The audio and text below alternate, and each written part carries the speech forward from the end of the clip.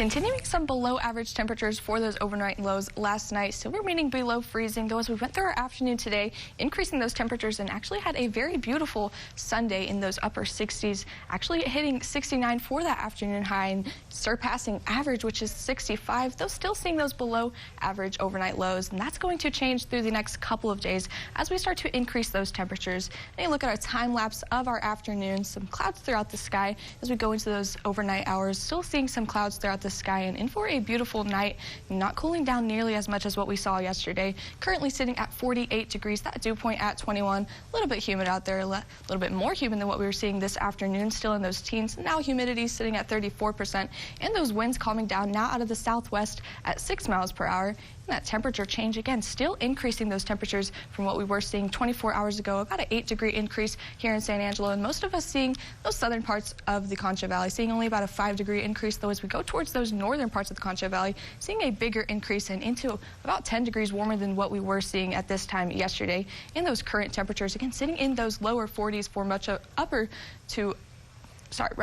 those lower to upper 40s for the Concho Valley. And some of us still seeing those 50s. We see 50 out in Coleman and 51 out in Robert Lee. Those still going to cool down as we go through the next couple of hours. And as we zoom out and look at the whole state of Texas, seeing a pretty small range of those temperatures. Again, we're all sitting fairly similar, seeing 57 out in Laredo and in Amarillo, seeing 42. Again, a fairly small range of those temperatures. And as we go through those next 12 hours, remaining pretty constant, still in those low 40s, and that's going to remain that way for the rest of the night. Though as we go into our morning tomorrow, that's when we really start to warm up and in for another warm day tomorrow. Although that low tonight, 41, a chilly night. Those winds out of the south-southwest at 5 to 10 miles per hour. Going into tomorrow, those winds start to pick up out of the south-southeast at 5 to 15 miles per hour with those gusts up to 25 miles per hour. And those temperatures increasing, still in those 60s, 66 for that afternoon high. Still continuing some above average temperatures, though those winds again start to kind of get a little bit gusty, not through those morning hours, but going through those evening hours, really picking up, continuing overnight, seeing those gusts up to 40 miles per hour throughout the Concho Valley and remaining pretty persistent. And that's going to be kind of the story for the next several days and remaining in place for our Tuesday.